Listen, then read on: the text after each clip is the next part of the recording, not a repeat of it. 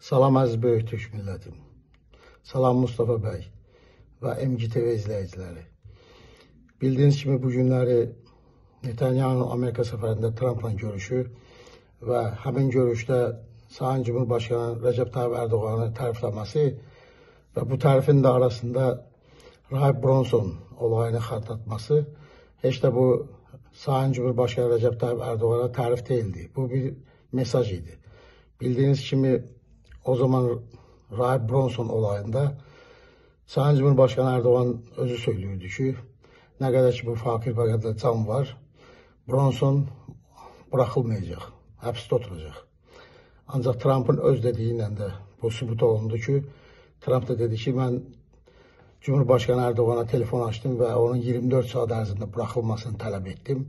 Eğer bırakılmazsa Türkiye elə bir yaptırımlar ederdi ki çok ağır nəticələr olar. Ve 24 saat ərzində də doğrudan da Rahib Bronson Amerika gönderildi.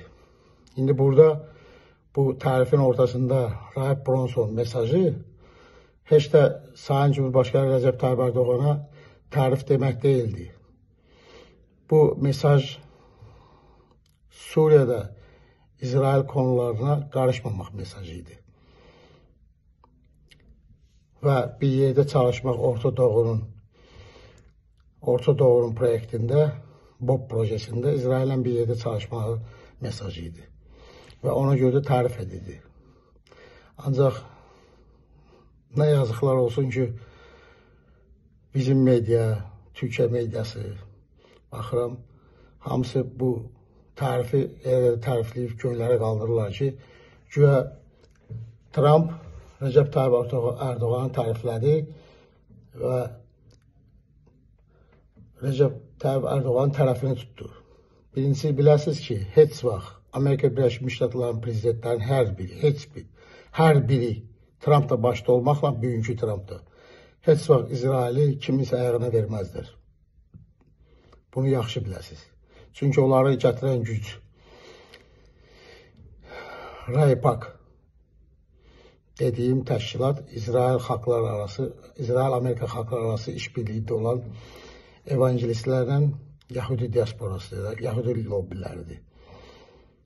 Və böyük rəsmi görmək üçün hər şey diqqət etmək lazımdır. Yalan mediada yalanla, yaltaqlarla bu tarifi yalan övməklə işlər getməz. Və son olarak da bir kəlmə deyim, Kuzey Kipris satılmağını hər kəs bilir və nəyə görə məni maraqlandırır ki, Türkiye Cumhuriyyətimizin Dışişləri Bakanı, Türkiye Cumhuriyyətimizin ümumiyyətlə üst qatından bu olaylara bir səs çıxırmır. Səssizdirlər. Məsələ bu. Allah'a emanet olun.